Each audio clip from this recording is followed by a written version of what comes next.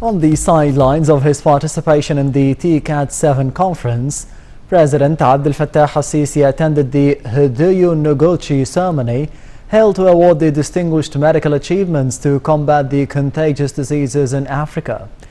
In his speech, the president congratulated the two doctors who were awarded in this edition of the ceremony for the valuable works. Here are the details.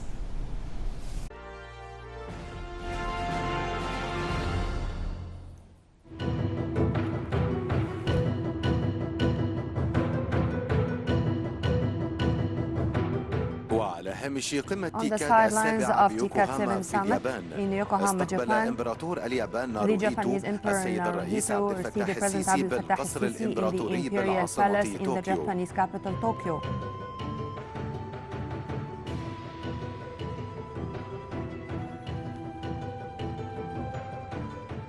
President Abdel Fattah al-Sisi also attended the Hidayah Noguchi ceremony held to award distinguished medical achievements to combat contagious diseases in Africa, as Dr. Johnson Jack Dafum of the DRC and Francis Omswa from Uganda were honored for their medical achievements in the medical research in Africa. President Abdel Fattah al-Sisi had a speech on behalf of the African group. We are gathered today to introduce the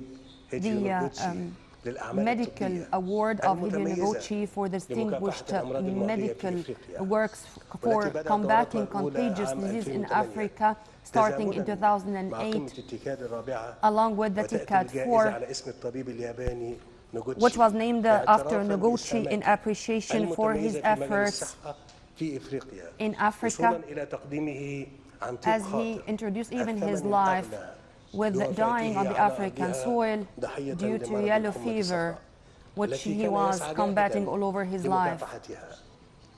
And in this frame, I do congratulate the two African doctors, John Jack Mowaim, the head of the Institute of the Biomedical Research in Kinshasa University, and Dr. Francis Omswa, the Executive Director of the African Center for the World Health and Social Transformation in Uganda, to be awarded with this distinguished award, confirming that there are such cadres in Africa and stressing the decision we had to invest in human resources in Africa, taking this as a first priority, as a first condition for development, sustainable development, and to realize renaissance in the African continent.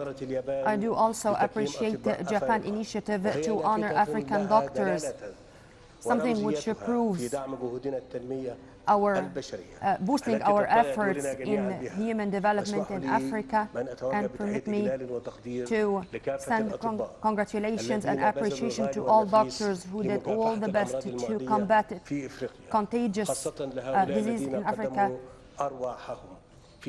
those who sacrificed their lives for this sake.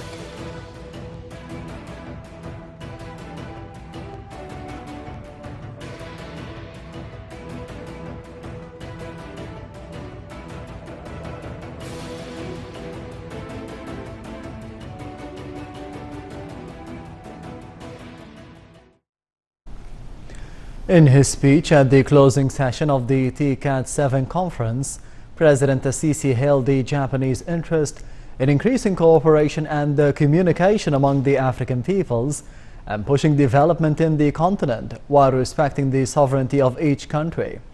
President al-Sisi renewed his call that it was time for the international and the regional finance institutions to provide better conditions and incentives to the development projects and programs in Africa so it can pursue the aspiration for development, modernization and progress.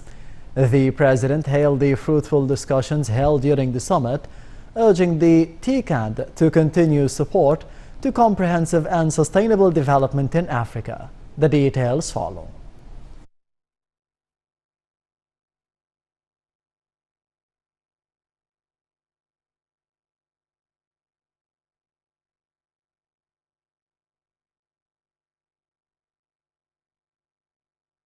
President Abdel Fattah el-Sisi and Japanese Prime Minister Shinzo Abe attended the closing session of TCAT 7, where the head of state affirmed that the summit is a turning point in boosting cooperation between the African Union countries and Japan, as it directed the attention to develop human resources in accordance with the real situation in Africa and the full priority the continent is given to its youth, which form about 65% of its population.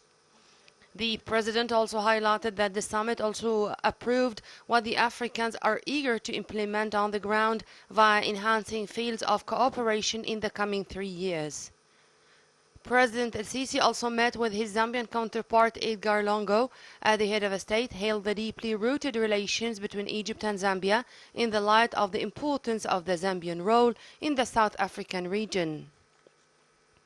President el-Sisi also met with Mr. Masumi Kakinuki, the CEO of Marubeni, one of the biggest multi-activity Japanese companies in the trade, industrial and service fields.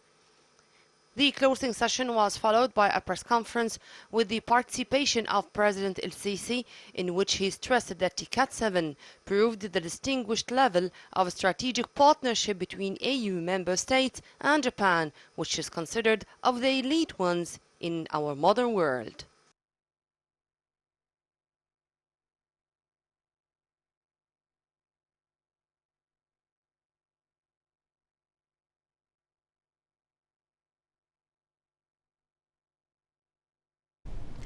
Back to President Sisi's activities in Japan, presidential spokesman Bassam Radi said that President Abdel Fattah el-Sisi was received by the Japanese Emperor Naruhito at the Imperial Palace in the capital Tokyo.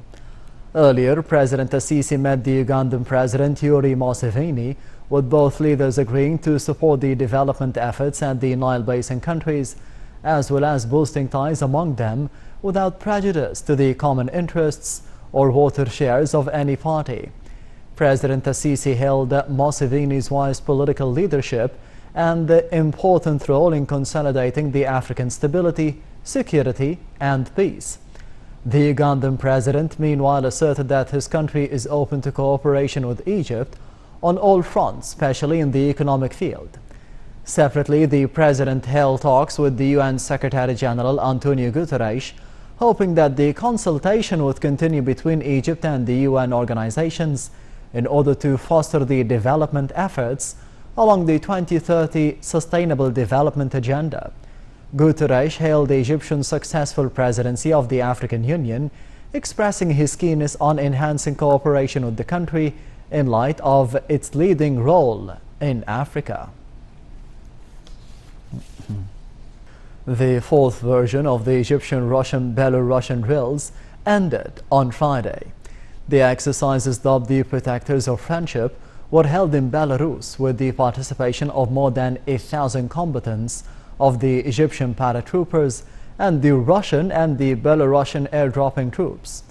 The maneuver aimed at upgrading the combating skills of the forces participating and saw them conducting a number of aerial sorties to inspect the best dropping areas and to take the proper procedures for the dropping process. The troops also attended some lectures to be notified on the safety procedures and means of dealing with the emergency situations while carrying out their operations.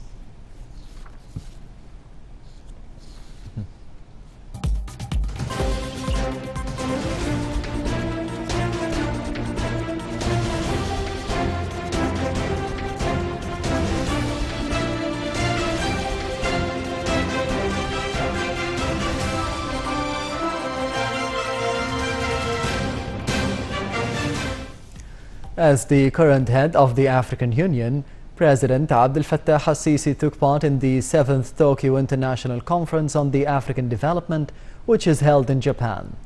On the sidelines of his participation in the conference, President el-Sisi held a number of significant economic activities. The details follow.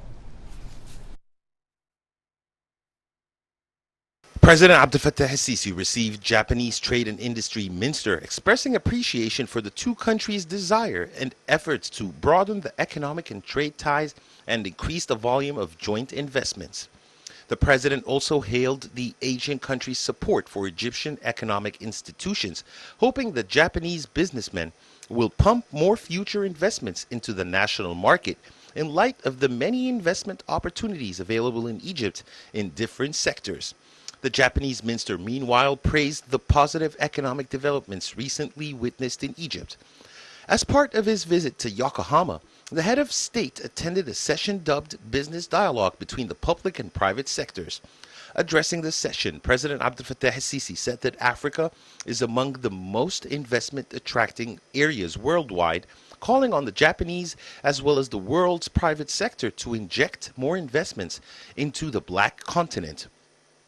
He noted that African nations attach a top priority to cooperate with the world's private sector institutions, particularly in the infrastructure domain, a pivotal matter to boost trade exchange under the recently inked Continental Free Trade Agreement.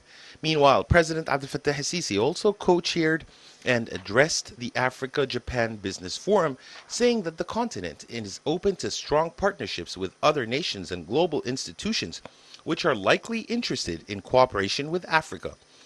The president said that African nations are seeking to transform theoretical economic reform policies into executive programs which will help change the lives of peoples and draw future plans of action in order to achieve the objectives of the 2063 Developmental Agenda.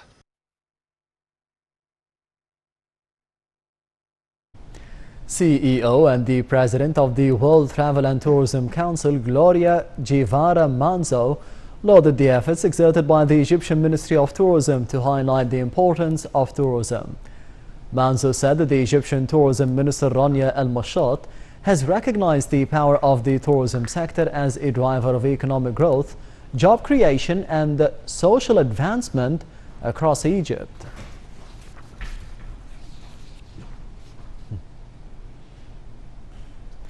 The Egyptian stock market gained £55.1 billion in August. The market's main index, the EGX 30, was up 10.77% to reach 14,835.36 points. The small and medium shares index, the EGX 70, added 6.35% to reach 553.34 points. Meanwhile, the broader index, the EGX 100, was up 8.02% to reach 1,455.08 points.